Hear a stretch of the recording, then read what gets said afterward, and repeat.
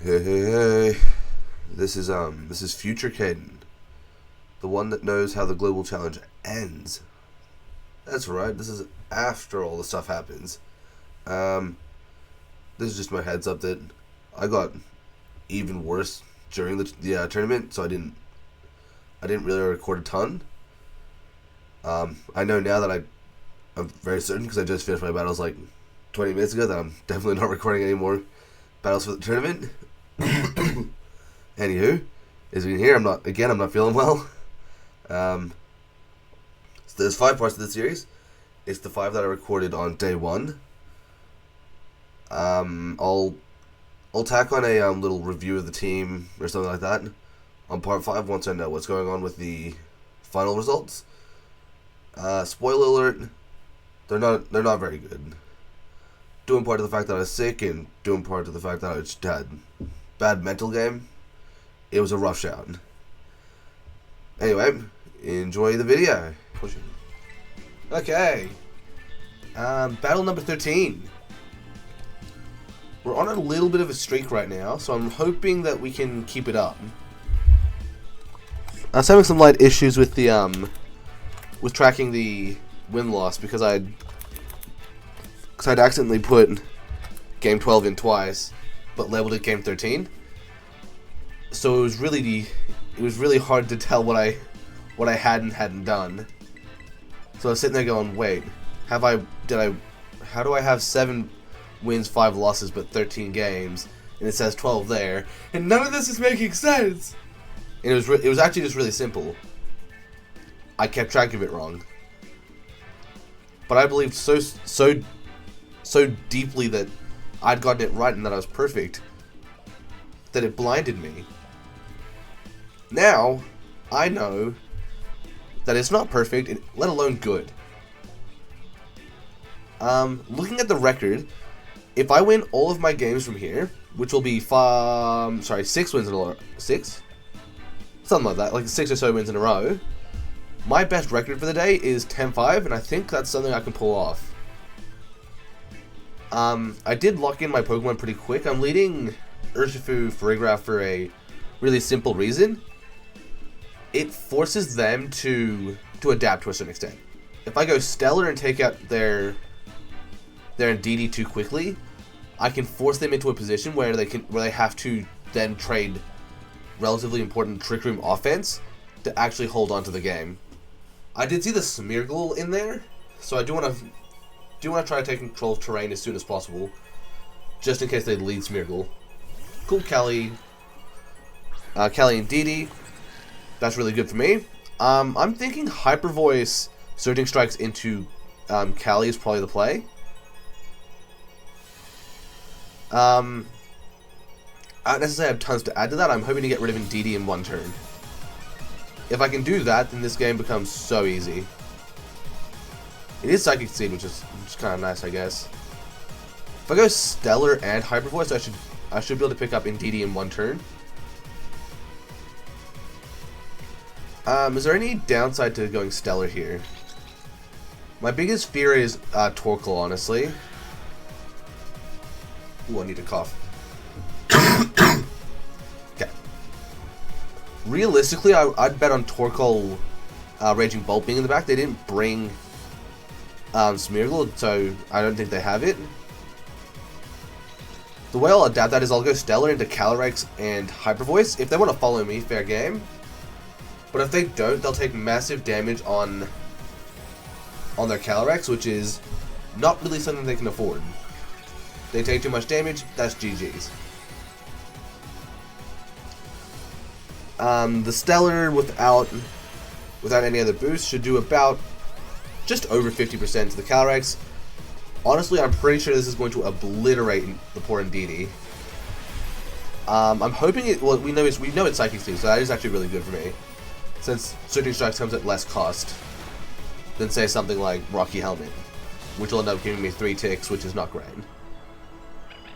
If they're going for Trick Room here, I'll be in great position, since I can always just, actually, that's not true, since they do have Torkoal. If they've actually gone, well, the best case scenario is that they go for Glacial Lance, and they let me set up. So they let me get into position. I've got my throw spray activated. I don't necessarily need terrain. Cool, they do go for Glacial Lance. That's actually great position for me. I've done massive damage to their Calyrex. Well, massive's a bit generous, but I've done meaningful damage to the Calyrex. I've also gotten rid of a Trick Room setter. They only have one more on their team, minus the potential Smeargle. Whether it's in the form of switching Miraidon to the field or otherwise, I really don't need to fear the Smeargle at all. Since realistically, I don't think Smeargle can actually get that close to Urshifu or Miraidon speed. I know they can get close, but I don't think... Yeah, they do have Smeargle. My question is, what is a max speed Smeargle threatening me with in terms of speed? Not much.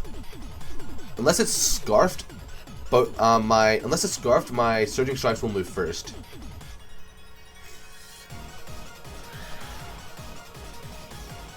Actually, here's the problem. Here's the problem for me. Farigiraf can't actually take another hit. So what I'll do is I'll Surging Strikes into Smeargle, and I want a Hyper Voice, but I don't think that's going to work. Well, if I take out Smeargle, you know what, I'm going to go for it. I'm not going to overcook here. I know I hit them for good. Yeah, that's great. Oh my. Single target +1 Hyper Voice. Even if for any reason so if they get Trick Room this turn, that's totally a good trade for me. Since I'm taking that at the cost of most of the health on their Pokemon. Like, Calyrex doesn't have the stamina to win.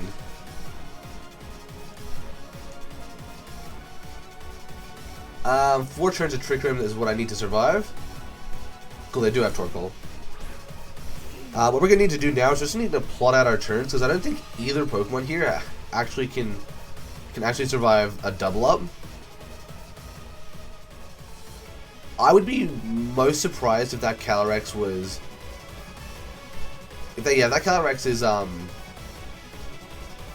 Never Melt Ice, that'd be the most surprising. Given the circumstance, actually, how much longer does terrain last? Psychic Terrain for 3 turns. I don't have any way to meaningfully stall that. And I know I'm going down the moment I let them.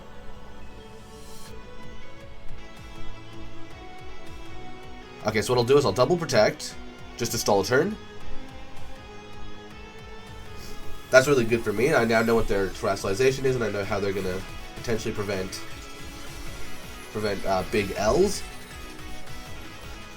Turns out they're doing that in the form of a...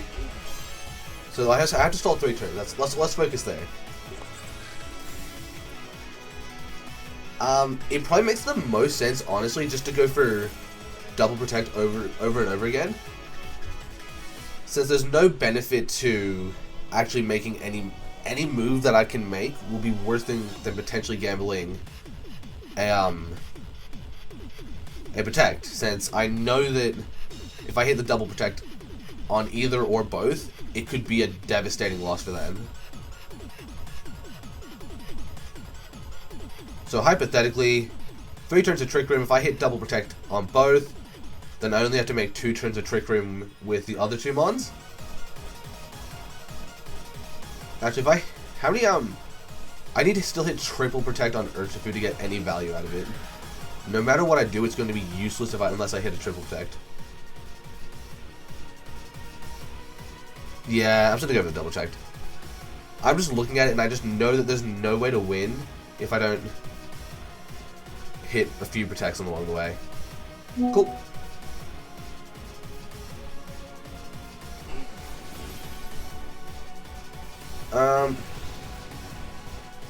Cool, that's both Pokemon. I think I'm out of options now. I'll take control of terrain, but I just don't think I have the juice in the tank to deal with their whole team. And I have no way of confirming Torkoal's item. It could be Charcoal, it could be Assault Vest, it could be Safety Goggles, it could be any number of items. And I just don't know how to manage those possibilities right now. Like, in theory, the most logical play is fake out Calyrex. Can I win with just Insta is my question, actually. I would say the answer is a resounding no. So I absolutely must fake out here. I think the only logical play is fake out Calyrex Electro Drift. It's just, it'll waste a turn. Like, my worst case scenario is that I waste a turn. I know, because Eruption picked up the double KO, I'm certain that I can at least live one Glacial Lance.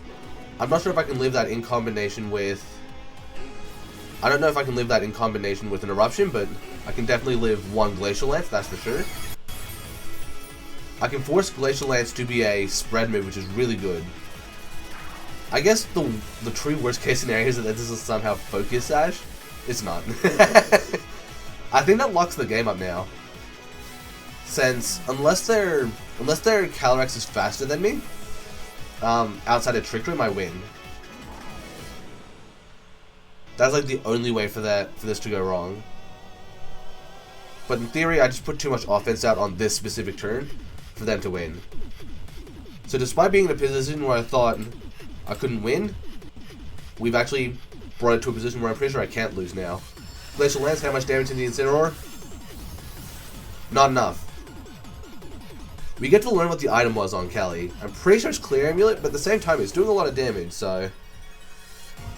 It could be banned, I guess? No, it protected, didn't it? No, it didn't actually. At no point did it do that. Oh, it doesn't even show you the item, does it? Item? Oh, it was Clear Amulet, yeah. Whew! I beat Jigsy. That is another set of 4 wins in a row.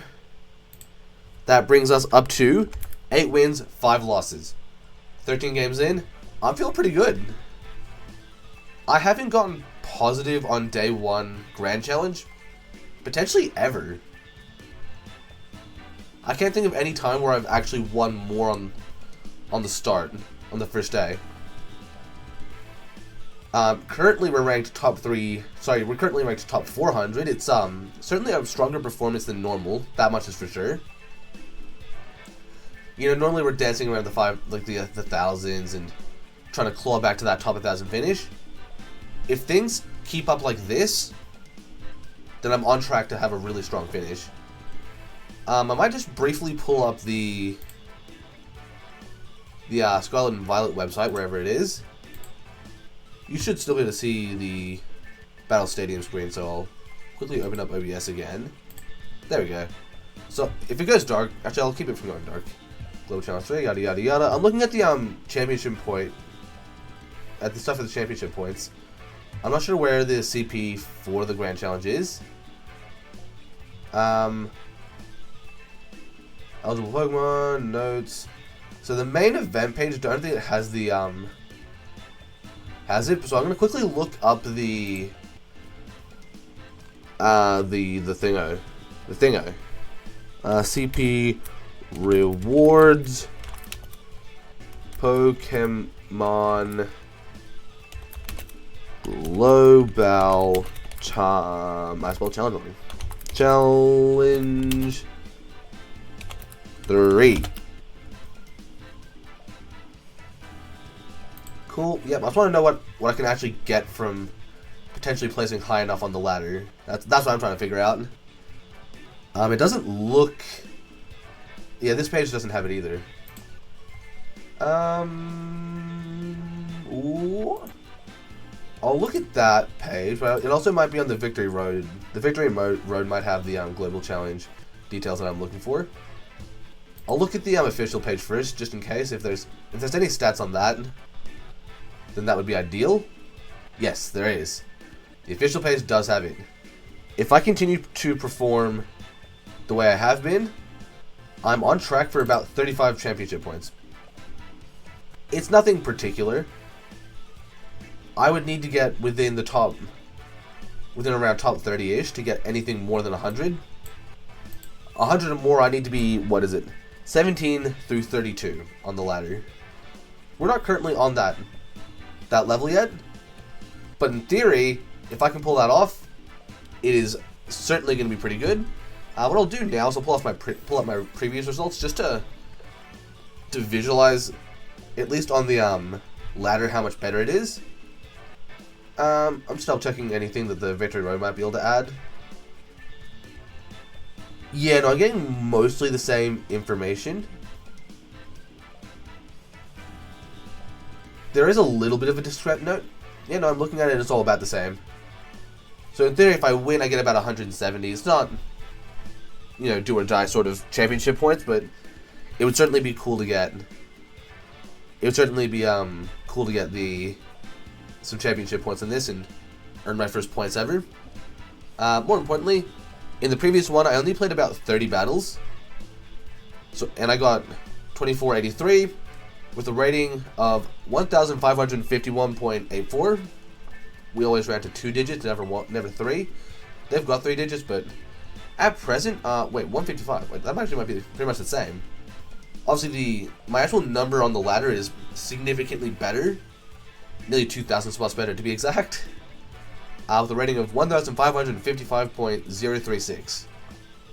If you have a 0, then you do the next 2, but that's not the point.